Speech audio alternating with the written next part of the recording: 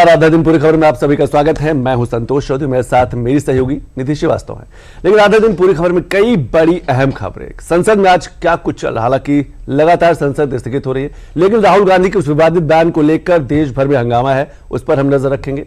दूसरी सबसे बड़ी खबर होगी कि हम बात करेंगे कॉमनवेल्थ गेम की। इसके साथ साथ हम ये भी बात करेंगे कि खाद्य सुरक्षा को लेकर फतेहपुर या दूसरे जिलों में क्या कुछ किया जा रहा है। लेकिन अभी तक की 20 बड़ी खबरें क्या है वो बताएंगे हमारी सहयोगी निधि श्रीवास्तव। आइए शुरुआत करते हैं 20 बड़ी खबरों के साथ आज के आधा दिन पूरी खबर की। संसद के मानसून सत्र का आज 10वां दिन है। लोकसभा और राज्यसभा में विपक्ष के हंगामे के चलते राज्यसभा की कार्यवाही 3 अगस्त सुबह 11 बजे तक के लिए स्थगित कर दी गई है। प्रधानमंत्री नरेंद्र मोदी ने पश्चिम एशिया के हालात पर सीसीएस बैठक की अध्यक्षता की। बैठक में ऊर्जा सुरक्षा, उर्वरक आपूर्ति, समुद्री व्यापार और साथ ही भारत के हितों की सुरक्षा को लेकर चर्चा हुई।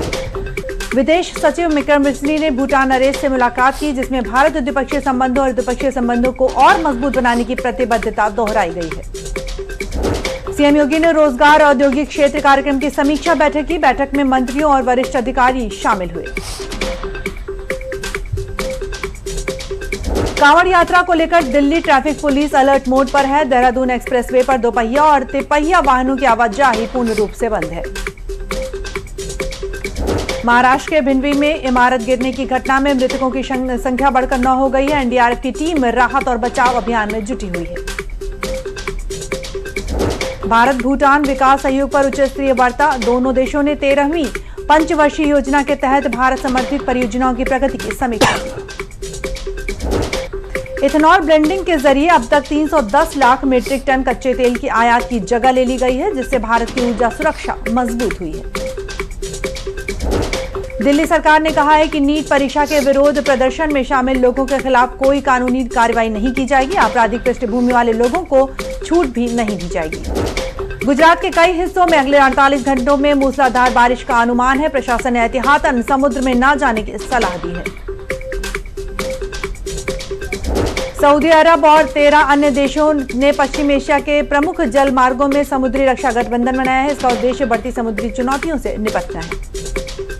उत्तर प्रदेश के वाराणसी में भारी बारिश के बाद गंगा नदी का जल स्तर बढ़ रहा है। घाटों की सीढ़ियां और कई छोटे जो मंदिर हैं वो पानी में डूब गए हैं। उत्तर प्रदेश के संभल में अवैध कॉलोनी पर प्रशासन की बड़ी कार्रवाई। अधिकारियों ने बिना लेआउट स्वीकृति के निर्माण और प्लॉटिंग पर सख्त कार्रवाई जारी रखने की बात कही है। स्वतंत्रता दिवस को देखते हुए गुरुग्राम जिला प्रशासन ने भारतीय नागरिक सुरक्षा संहिता 2023 की धारा 163 के आदेश जारी किए हैं। गाजा में निरस्त्रीकरण पर सहमति का अमेरिका राष्ट्रपति ट्रंप ने किया दावा। कहा कि यह समझौता नई फिलिस्तीनी सरकार के शासन की दिशा में महत्वपूर्ण कदम है। पंजाब और हरियाणा हाईकोर्ट ने 454 फार्मेसी ऑफिसर पदों की भर्ती प्रक्रिया पर लगाई रोक। अदालत ने पंजाब सरकार को नोटिस जारी कर अगली सुनवाई 10 अगस्त को तय की है। लखनऊ के अमीनाबाद में छापेमारी के दौरान नकली दवाओं के बड़े नेटवर्क का खुलासा हुआ है। मामले में 5 फर्मों और संचालकों के खिलाफ एफआईआर दर्ज की गई। उसके साथ ही बता दें कि ग्लासगो राष्ट्रमंडल खेलों में लवप्रीत सिंह ने पुरुषों के 110 किलोग्राम भारोत्तोलन में रजत और सीमा कली रामना महिला डिस्क थ्रो में कांस्य पदक जीता है। आयकर रिटर्न ITR 1 और ITR 2 दाखिल करने की आज तारीख आखिरी है। समय सीमा के बाद रिटर्न भरने पर 5,000 रुपए तक लेट फीस लग सकती है। और इसके साथ ही बता दें कि 5 बार की फीफा विश्व कप विजेता ब्राजील की टीम 3 अक्टूबर को कोलकाता के सॉल्ट लेक स्टेडियम में भारतीय फुटबॉल टीम के खिलाफ अंतर्राष्ट्रीय मैत्री मैच खेलेगी। ये थी कुछ बड़ी खबरें और बड़ी खबरों के बाद संतोष अब हम शुरुआत करते हैं खबरों की। क्या बताना चाहेंगे शुरुआत में? संसद से जो खबरें निकल के आ रही, चाहे वो स्थगन का हो या फिर राहुल गांधी के उस विवादित बयान को लेकर हो, वो इस समय की सबसे बड़ी खबर, वो उस पर सबसे पहले नजर डालते हैं। जी चलिए तो बता दें कि संसद के मानसून सत्र के 10वें दिन भी लोकसभा की जो कार्यवाही है वो हंगामे से शुरू होकर 12 बजे तक के लिए स्थगित कर दी गई है। तो वहीं राज्यसभा में विपक्ष का जो हंगामा है उसके कारण कार्यवाही 3 अगस्त सुबह 11 बजे तक के लिए स्थगित करनी पड़ी है। बता दें कि आज लोकसभा की कार्यवाही की बात की जाए तो सदन में जन्म और मृत्यु रजिस्ट्रेशन अमेंडमेंट बिल 2026 पेश पर विचार और पास करने के लिए पेश किया जाना है। इस बिल में जन्म और मृत्यु रजिस्ट्रेशन एक्ट 1969 में बदलाव किया गया है। तो वहीं बात करते हैं सुप्रीम कोर्ट में जो न्यायाधीशों की संख्या है वो 34 से बढ़ाकर 38 करने का प्रावधान भी है। और इसके अलावा कल की बात करें तो कल संसद से 2 अहम बिल पास हुए थे। तो जो 2 बिल संसद से पास हुए थे उसके बारे में बता दें कि लोकसभा के बाद कल गुरुवार को राज्यसभा से भी एंटी पेपर लीक जो बिल था वो पास हो गया है।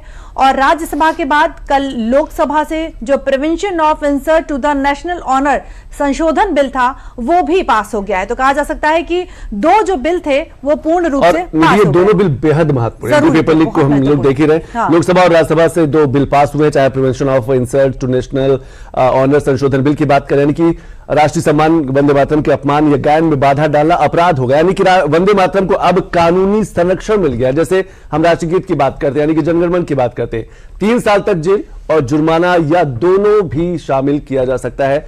अगला कदम अब लोकसभा में पेश होगा और लोकसभा में पेश होते ही ये कानून का रूप कहा जा सकता ले लेगा। लोकसभा और राज्यसभा से पास पब्लिक एग्जामिनेशन संशोधन बिल जो है पहले लोकसभा में पास हुआ, उसके बाद राज्यसभा पहुंचा और राज्यसभा में भी पास हो गया। पेपर लीक की जांच 2 महीने में पूरी हो जाए, यानी कि समय सीमा तय कर दी गई है जांच की, सुनवाई की, तारीखों की। ये नहीं कि कोर्ट में वो कई सालों तक मामला चलता रहे। दोषियों को 10 साल तक की सजा और 10 करोड़ रुपए का जुर्माना। संगठित यानी कि जो ऑर्गेनाइज्ड क्राइम है कम से कम 7 साल जेल और 10 करोड़ रुपए का कहा जा सकता है कि बड़ा जुर्माना लगाया गया। और दोनों जगह से, लोकसभा से भी पास हुआ और राज्यसभा से भी पास होगा। आने वाले दिनों में पेपर लीक जैसी जो समस्याएं हैं उन पर बड़ा अंकुश लगता हुआ नजर आ रहा है। निधि जी, और बता दें कि वंदे मातरम के अपमान या गायन में बाधा डालना भी इसमें अपराध में शामिल होगा और 3 साल तक की इसमें जेल हो सकती है, जुर्माना हो सकता है, या कहा जा सकता है कि ये जो दोनों हैं ये दोनों भी लगाए जा सकते हैं। अगला कदम होगा लोकसभा में पेश होगा।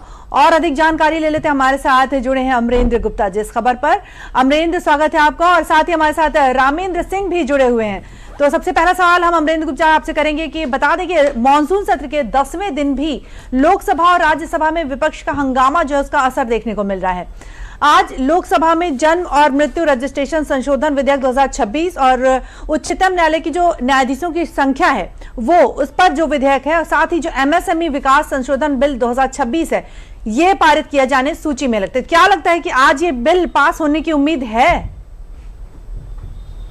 देखिए निधि, आज चूंकि शुक्रवार है और शुक्रवार का दिन बेहद अहम होता है, आज प्राइवेट मेंबर बिल होता है, तो ये 2 जो अहम बिल है इसके अलावा जो है निजी विधेयक पेश किए जाते हैं। तो आज लोकसभा में 3:30 से लेकर 6 बजे तक का समय जो है प्राइवेट मेंबर्स बिल के लिए लिस्टेड है, जिसमें 3 अहम जो बिल है वो लिस्टेड है, जिसमें रवि किशन एक बिल प्राइवेट मेंबर बिल पेश करने वाले हैं, जिसमें भोजपुरी की भाषा को लेकर एक बिल है, उसके अलावा एक जेंडर इक्वलिटी को लेकर बिल है। तो ऐसे करके 3 प्राइवेट मेंबर्स बिल लोकसभा में और 4 प्राइवेट मेंबर्स बिल राज्यसभा में सूचीबद्ध थे। हालांकि देखिए हंगामे की वजह से राज्यसभा की कार्रवाई पूरे दिन भर के लिए स्थगित कर दिया गया, जबकि वहां पर भी एक बिल पे डिस्कशन था, प्राइवेट मेंबर्स बिल थे, मिनिस्टर का स्टेटमेंट था और क्वेश्चन आवर जो प्रश्नकाल था वो बेहद अहम था। सेम तस्वीर अगर लोकसभा की देखें तो लोकसभा में भी जब कार्रवाई प्रारंभ हुई, क्वेश्चन आया तो उसके बाद हंगामा लगातार विपक्ष का, और विपक्ष लगातार ये मांग कर रहा है कि गृह मंत्री को मुद्दों पर जवाब देना चाहिए और गृह मंत्री को आगे सदन में बैठना चाहिए। इस पर हंगामा हुआ और 12 बजे तक की कार्रवाई स्थगित कर दी गई। 12 बजे फिर अभी प्रारंभ हुई है और लगभग वही तस्वीर दिख रही है। ऐसे में मैं आपको रोकना चाहूंगा, समय की बड़ी मैं रोकना चाहूंगा, समय की बड़ी खबर आ रही, लोकसभा की कार्रवाई फिर से शुरू हो गई, लेकिन लोकसभा में विपक्ष का हंगामा वैसे ही जारी है जैसे सुबह देखने को मिला। लोकसभा की कार्रवाई तो शुरू कर दी गई एक बार, लेकिन हंगामा कमोबेश वैसा ही शोर शराबा है, हंगामा है, नारेबाजी है। लोकसभा में विपक्ष का हंगामा जो है लगातार चल रहा है और शायद इसीलिए लगभग 10 से 11 दिन होने वाले और संसद सुचारू रूप से अभी तक चल नहीं पाई है। हालांकि 2 बड़े बिल जरूर पास हुए हैं, लोकसभा से 2 बिल पास हो गए हैं, खासतौर से जब हम एग्जामिनेशन प्रिवेंशन एक्ट संशोधन बिल की बात करते हैं या फिर राष्ट्रीय सम्मान वाले बिल की बात करते हैं जो राज्यसभा से। लेकिन अमरेंद्र, सवाल मेरा यह है कि राहुल गांधी के बयान को जो आज पार्लियामेंट्री शब्द का प्रयोग हुआ उसको किस तरीके से देख पा रहे हैं? हमें लगता है कि उस बयान के चलते अब सिर्फ राहुल गांधी नहीं पूरी कांग्रेस घिरती हुई नजर आ रही है। लेकिन निश्चित तौर पे राहुल गांधी नेता प्रतिपक्ष है, इस बात को आपको समझना चाहिए, जो कि नहीं समझ पा रहे हैं, पहला। और दूसरा, जो उन्होंने अनपार्लियामेंट्री वर्ड्स का यूज किया उसमें कई नियमों को उन्होंने ताक पे रखा और इसको लेकर पूर्व केंद्रीय मंत्री और भाजपा के वरिष्ठ सांसद अनुराग ठाकुर ने लोकसभा अध्यक्ष को लोकसभा के नियम 221 और 222 के तहत एक नोटिस दिया है, जिसमें उन्होंने राहुल गांधी के खिलाफ विशेषाधिकार हनन का ये नोटिस है। उनसे लोकसभा के नियम 227 के तहत ये आग्रह किया है कि राहुल गांधी ने चूंकि नेता प्रतिपक्ष के तौर पर न सिर्फ अनपार्लियामेंट्री शब्दों का उपयोग किया बल्कि केंद्रीय गृह मंत्री के खिलाफ अवमानना भी की है, लिहाजा इस शिकायत को विशेषाधिकार समिति के पास भेज दिया जाए। और आपको मैं एक चीज और बता दूं, विशेषाधिकार समिति पार्लियामेंट की वो कमेटी है जो बहुत इंपॉर्टेंट रोल प्ले करती है आपके कंटेंट को लेके और आपके जो आचरण है पार्लियामेंट में उसको लेके। और अगर ये पूरा जो नोटिस है वो लोकसभा स्पीकर उसको संज्ञान में लेते हैं और अगर लोकसभा अध्यक्ष ये समझते हैं कि इन पे कार्रवाई होनी चाहिए, तो अगर ये लोग विशेषाधिकार कमेटी के पास जाता है उनका क्यों की होती है, तो कहीं ना कहीं राहुल गांधी के लिए एक बड़ी मुश्किल हो सकती है। और इसके अलावा भी मैं आपको बता दूं, जब आपने देखा कि नीट एंटी पेपर लीक पे नेता प्रतिपक्ष के तौर पे राहुल गांधी बोल रहे थे, तो उन्होंने न सिर्फ नियम 352 और 353 का भी उल्लंघन किया। नियम 352 ये कहता है लोकसभा का कि कोई भी सदस्य बगैर किसी तथ्य के किसी के ऊपर भी आरोप नहीं लगा सकता, और आरोप अगर लगाएगा तो वो सबसे पहले लोकसभा कार्यालय और लोकसभा अध्यक्ष को इसकी सूचना देगा। संबंधित व्यक्ति जिसके ऊपर आरोप लगा रहा है उसको सूचना देगा। और एक जो 353 है वो अगर आप एलिगेशन लगाते हैं तो आपके ऊपर दंडात्मक कार्रवाई हो सकती है। तो कई सारे नियमों को ताक पर रखते हैं और लगातार इस देखिए विशेषाधिकार हनन का मामला है, जिस तरीके से राहुल गांधी ने एक किसी खास वर्ग को एक शब्द से संबोधित किया, विशेषाधिकार समिति तक जाएगा। क्या कुछ हो सकता है, क्या कार्रवाई से इनको रोका भी जा सकता है? क्योंकि अब तो हमें तक जो डिसीजन लेना है, जो निर्णय लेना है, वो लोकसभा स्पीकर को ही लेना है। देखिए सर, सबसे बड़ी बात बताऊं कि इससे पहले कई ऐसे मामले आए हैं जब विशेषाधिकार समिति ने बहुत कड़े फैसले लिए हैं। आपको याद होगा भगवान के ऊपर एक मामला आया था, तब मैं संसद को बहुत सालों से कवर कर रहा हूं, तो उनको पूरे सेशन के दौरान की कार्रवाइयों में शामिल होने से मना कर दिया गया। ये भी बहुत गंभीर मामला है। देखिए राहुल गांधी, मैं बार बार एक ही चीज कहता हूं, राहुल गांधी कोई आम सांसद नहीं है। राहुल गांधी को समझना पड़ेगा कि वो विपक्ष की आवाज है। नेता प्रतिपक्ष के तौर पर लोकसभा बैठते हैं और नेता प्रतिपक्ष एक बड़ी जिम्मेदारी होती है, इसका उन्होंने मर्यादा रखना होगा। और बार बार जो नियमों और अनपार्लियामेंट्री वर्ड का यूज करते हैं ये गलत है। तो इस बात को लेकर विशेषाधिकार हनन जो नोटिस अनुराग ठाकुर ने बड़ा से पत्र भेजा है, अगर वो मान लिया जाता है और अगर कमेटी इसकी जांच करती है और वो दोषी पाए जाते हैं तो निश्चित तौर पर बड़ी कार्रवाई की जा सकती है। और एक और बात, छोटी सी बात ऐड ऑन करना चाहूंगा, सिर्फ राहुल गांधी नहीं, प्रियंका गांधी के ऊपर भी अगर आपने देखा हो, जब प्रियंका गांधी लोकसभा में इस मुद्दे पर बात कर रही थी तो उन्होंने भी इन दोनों नियमों को ताक पर रख दिया। लोकसभा के नियम 352 के तहत उन्होंने केंद्रीय जो वर्तमान के एजुकेशन मंत्री है प्रहलाद जोशी, उनके ऊपर आरोप लगाया और एक अखबार का हवाला देते हुए उन्होंने बात कही, जिसको बाद में सत्ता पक्ष ने ये कहा कि ये नियमों का गलत वक्तव्य है। उसके बाद उसको एक्सपेंड कर दिया गया और उसमें भी नियम जो 353 है उसमें यह कहता है कि आप अगर प्रहलाद जी के ऊपर कोई आरोप लगा रहे हैं और पेपर की कटिंग दे रहे हैं तो इसकी सूचना लोकसभा कार्यालय, लोकसभा अध्यक्ष और संबंधित मंत्री और अब शुरुआत से देखा जा रहा है। दूसरी कामकोटी वाले मुद्दे में आऊंगा मैं कामकोटी वाले मुद्दे पे आऊंगा, जो गौमित्र को लेकर प्रियंका गांधी ने एक बड़ा आरोप लगाया है कि सदस्यता को लेकर। मैं आऊंगा रामेश जी आपके पास भी आ रहा हूं, लेकिन एक खबर और देख लेते हैं जी। आप देख रहे हैं आधा दिन पूरी खबर और हमारे साथ हमारे संवाददाता जुड़े हुए थे। फिलहाल एक खबर आपको बताते चलें कि एक और जहां अनुराग ठाकुर ने राहुल गांधी के खिलाफ विशेषाधिकार का हनन और सदन की जो अवमानना है उसका नोटिस सौंपा है, तो अब वहीं दूसरी ओर राहुल गांधी के बयान को लेकर अब उनके ही सदस्यीय संसदीय क्षेत्र रायबरेली में विरोध भी शुरू हो गया है। जी हां, गृह मंत्री अमित शाह का इस्तीफा मांगे जाने के विरोध में रायबरेली में धरना प्रदर्शन किया गया है। इस प्रदर्शन का नेतृत्व यूपी सरकार में मंत्री दिनेश प्रताप सिंह ने किया है। दिनेश प्रताप सिंह ने राहुल गांधी पर निशाना साधते हुए ये कहा है कि रायबरेली के लोग विकास मुद्दों को लेकर सवाल कर रहे हैं और साथ ही उनका यह भी आरोप है कि राहुल गांधी देश के मुद्दों पर बोलते हैं लेकिन अपने संसदीय क्षेत्र की समस्याओं पर ध्यान नहीं देते हैं।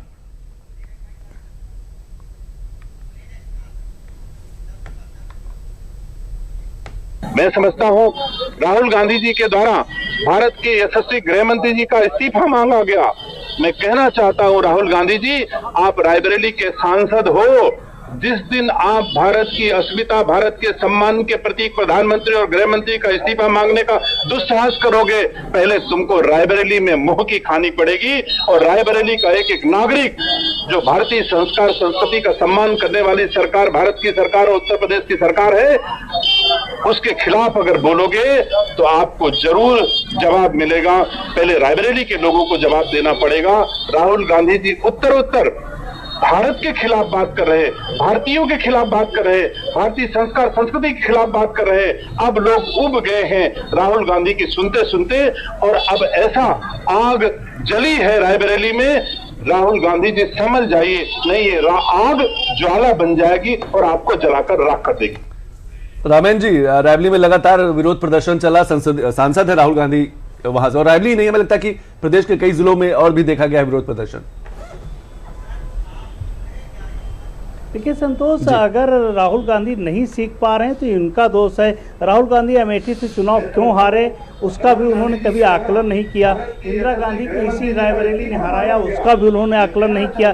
देखिए, आप किसी प्रधानमंत्री और गृह मंत्री को जो राष्ट्र के लिए समर्पित है उसके खिलाफ जब आप बोलोगे तो उसका रिपरकशन होगा, उसके विरोध में लोग खड़े होंगे।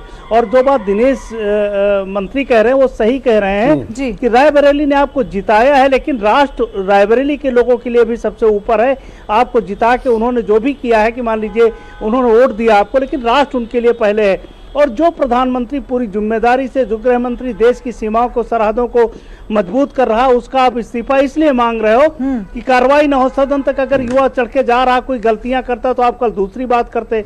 तो जो कार्रवाई पुलिस ने की उसकी जवाबदेही आप गृह मंत्री पर नहीं डाल सकते हो, वो प्रशासनिक कार्रवाई। यही बात दिनेश सिंह कह रहे हैं। बिल्कुल। अमरेंद्र, हमें लगता है जब हम राहुल गांधी के मुद्दे की बात कर रहे हो, प्रियंका गांधी के उस बयान की बात कर रहे हैं, राहुल गांधी पहले भी इससे विवादित बयान दे चुके, चाहे मोदी सरनेम की हम बात करें, भारत चीन मसले की बात करें। क्या विवादित बयान देके जो कांग्रेस है वो जनाधार लाइन, उसमें स्ट्रीम लाइन में रहना चाहती है, जनाधार इकट्ठा करना चाहती है कि किसी तरह हम मीडिया में बने रहें? देखिए संतोष, एक चीज समझनी होगी, आज पूरा देश देख रहा है। आज संसद भवन से मैं आपसे बात कर रहा हूं और 12:20 पे अगर संसद की कार्रवाई दोनों सदनों की स्थगित कर दी जाती है सोमवार तक, ये जिम्मेदारी किसकी है? विरोध किस चीज का? पहले सबसे बड़ी बात समझना होगा, विरोध किस चीज का? जब आपको सवाल पूछने का, संसद में चर्चा करने का पूरी जी ना, वो सिर्फ आरोप प्रत्यारोप किया, तो बोले ही नहीं, जो बिल पे नहीं बोले, आरोप प्रत्यारोप किया। तो नियमों के खिलाफ कोई भी व्यक्ति हो उसके ऊपर इस तरह के सवाल उठेंगे और कहीं ना कहीं कार्रवाई सुनिश्चित की जाएगी। और लेकिन राहुल गांधी जी बार बार, जैसा आप संतोष कह रहे थे, बिल्कुल निश्चित तौर पे ये सही बात है कि राहुल गांधी के लिए कोई मौका नहीं है। संसद में माफी मांगते हैं, कोर्ट में जाके माफी मांगते हैं, और भी वो कार्रवाई उसी तरह की उनकी एटीट्यूड में रहती है। और आज जब संसद को चलना चाहिए, इतना इंपॉर्टेंट प्राइवेट मेंबर्स बिल था, आज दो लेजिस्लेटिव वर्क है, सूचीबद्ध अगर देखें लोकसभा राज्यसभा की, काफी बड़ा बिजनेस था। लेकिन आज सवा घंटे में, बल्कि सवा घंटे भी बहुत, मैं बात कर रहा हूँ 11:02 पे लोकसभा की कार्रवाई, उसके बाद 12 बजे और 12:10 पे शायद मुझे लगता है लोकसभा की कार्रवाई खत्म हो गई और राज्यसभा की तो पहले खत्म हो गई। तो मुश्किल से 10 मिनट भी अगर नहीं चली संसद, तो इसका जिम्मेदार कौन है? विपक्ष को ये सवाल सोचना पड़ेगा। और राहुल गांधी क्या अमरेंद्र जी, एंग्री यंग मैन की छवि पेश की जा रही है राहुल गांधी की? उनकी पार्टी, उनके जो कहा जा सकता है सोशल मीडिया इन्फ्लुएंसर है, एंग्री यंग मैन की तरह उनको सामने ला रहे हैं?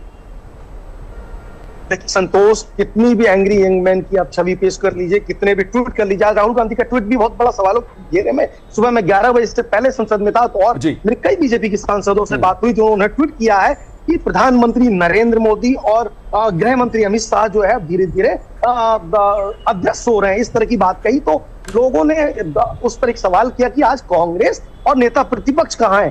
कांग्रेस पूरी तरह से देश में गायब हो चुकी है, जो राज्य में थी आज वहां नहीं है। नेता प्रतिपक्ष का ये इस तरह की उनके ही अपने लोग उस पर सवाल खड़े कर देते हैं, उनकी बातों को मानने से मानते नहीं है। और आज एकजुटता के नाम पे आप जब विरोध कर रहे हैं पार्लियामेंट में, तो आप चंदा चोरी की बात भी करते हैं, राम मंदिर के चंदा चोरी की बात करते हैं, आप गृह मंत्री अमित शाह की बात करते हैं। गृह मंत्री अमित शाह तो वो हाउस में है, उनको आना ना आना उनके ऊपर है। अगर उनको लगता है कि उनको हाउस में बैठ के जवाब देना है, कुल मिलाकर अमरेंद्र जी ये सोचना होगा कि जो संसद का बहुमूल्य समय है ना, वो बेबुनियाद आरोपों की बजाय ऐसे हंगामे में कहा जा सकता है निकला जा रहा नहीं, कई ऐसे बड़े मुद्दे हैं जिन पर चर्चा हो सकती है। बिल्कुल, बहुत बहुत शुक्रिया अमरेंद्र जी, दिल्ली से जुड़ने के लिए बहुत बहुत शुक्रिया अमरेंद्र जी, बहुत बहुत शुक्रिया रामेन जी, जुड़ने के लिए बहुत बहुत शुक्रिया। तो लगातार कहा जा सकता है कि संसद में इस समय निधि जो है हंगामा बरपा है, राहुल गांधी का बयान, प्रियंका गांधी का वो बयान, और इसको लेकर और हमें लगता है कि विपक्ष की भूमिका भी है संसद को चलाने में, सिर्फ सरकार की जिम्मेदारी नहीं है बिल्कुल। और ना सिर्फ सदन में बल्कि उनके संसदीय क्षेत्र रायबरेली में भी इसको लेकर विरोध प्रदर्शन लगातार जारी है। और जैसा कि हम देखते हैं कि अगस्त जब आता है संतोष, तो जो त्योहारों का सिलसिला है वो शुरू हो जाता है, तो उसमें जो खाद्य पदार्थ है जी बिल्कुल आप समझ गए कि, और अब उस खबर की बात कर लेते हैं जो मिलावट के रूप में सेहत के साथ हो रहे खिलवाड़ से जुड़ी हुई है। तो बता दें कि फतेहपुर में खाद्य सुरक्षा विभाग ने मिलावटी खाद्य पदार्थों की बिक्री के खिलाफ बड़ी कार्रवाई की है। पिछले 2 साल में 243 नमूने फेल होने पर कोर्ट ने 108 कारोबारियों पर 22,72,000 रुपए का जुर्माना लगाया है।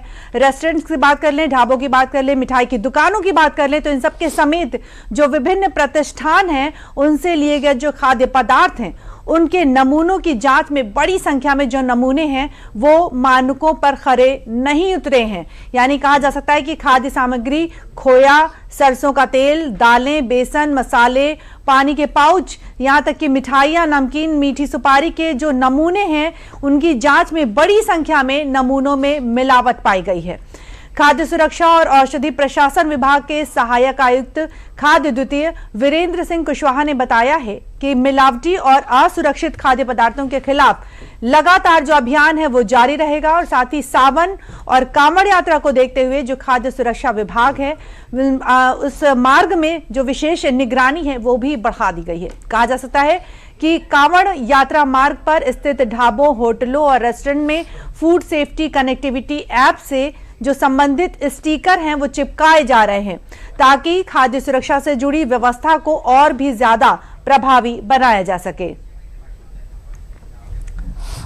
और इस खबर पर अधिक जानकारी के लिए हमारे साथ जुड़े हमारे सहयोगी अभिषेक मणि त्रिपाठी। अभिषेक, स्वागत है आपका। अभिषेक, जिस तरह से हम देख रहे हैं कि जो त्योहारों का सीजन है वो शुरू हो चुका है, अगस्त से शुरू हो जाता है, तो मिलावटी और असुरक्षित जो खाद्य पदार्थ हैं इनके खिलाफ लगातार अभियान भी जारी है। इसको लेकर हम प्रशासन की बात करें तो क्या कुछ कार्रवाई अब तक की जा चुकी है और कितने ऐसे खाद्य पदार्थों को जब्त किया गया है जिनमें मिलावट देखी गई है?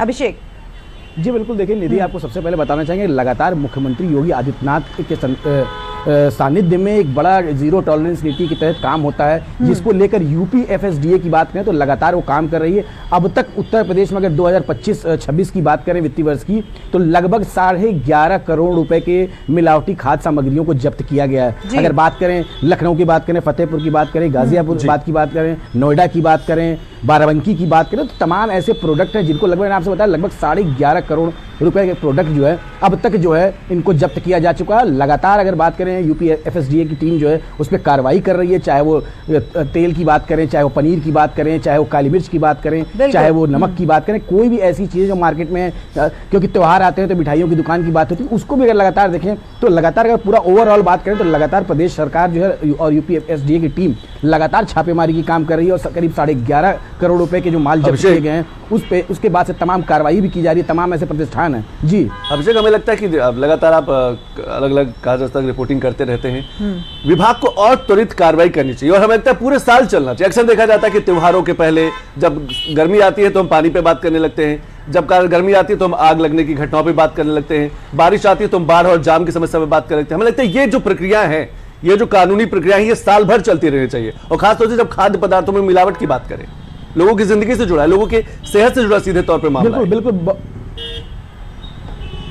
बिल्कुल बहुत ही सत्य बात आपने कही कि क्यों समय रहते सजग नहीं हुआ जाता है। इसको कहते हैं कि आग लग जाती है तो हम आग पे ध्यान देते हैं, जब कुछ हादसा हो जाता है तब उस पे ध्यान देते हैं। बहुत बड़ा ये विषय है कि क्यों इस पे लगातार काम नहीं होता है, तो कहीं ना कहीं विभाग को इस पे लगातार काम करना चाहिए। लेकिन अगर बात करें तो लगातार यूपी एफएसडीए की बात करें तो वो काम कर रही है। कहीं ना कहीं अगर 11.5 करोड़ रुपए के जो प्रोडक्ट है वो पकड़े गए। आप देखिए अभी फतेहपुर की जो बात हो रही है, करीब 23.5 लाख रुपए के प्रोडक्ट हैं जिसपे कोर्ट ने कार्रवाई की, 108 प्रतिष्ठानों को नोटिस भी गई है। तो लगातार अगर बात करें तो कार्रवाई हो रही है, लेकिन जो बड़ा सवाल आपने उठाया कि ये बात सत्य है कि कहीं ना कहीं इस पर लगातार कार्रवाई होनी चाहिए, क्योंकि कांवड़ यात्रा आई है, त्योहार आ रहे हैं, इसलिए नहीं, ये परस्पर प्रक्रिया चलती रहनी चाहिए, लगातार इस पे काम होना चाहिए, क्योंकि खाने पीने की चीज़ों का जो यूज है उस पर तमाम ऐसे बड़े एक्शन है जिस पे लोग डरते हैं। 3/7 इस पे होता है, तमाम ऐसे जो कार्रवाई होती है जिस पे आजीवन कारावास की सजा है, तो ऐसे में लोगों को क्यों नहीं डर है और क्यों लगातार ऐसे काम करते हैं, क्यों उन पर इस तरह कार्रवाई नहीं हो पा रही, ये अपने आप एक बड़ा सवाल। बहरहाल प्रदेश सरकार और यूपी एफएसडीए की टीम ने अगर 2025-26 की बात करें तो लगभग 11.5 करोड़ रुपए के माल को अब तक जब्त किया है,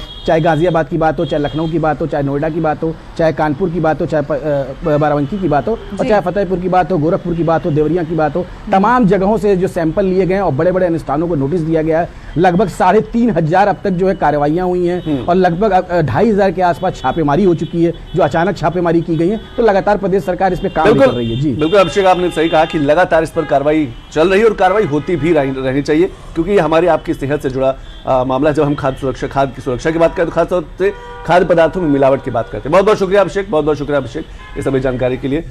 तो निधि, कई बड़ी खबरें रही, हमने संसद की बात की, हमने कहा जा सकता है कि खाद्य पदार्थों में मिलावट की बात की, पर आज समय बस इतना ही है। तो आधा दिन पूरी खबर में हमें दीजिए इजाजत। नमस्कार।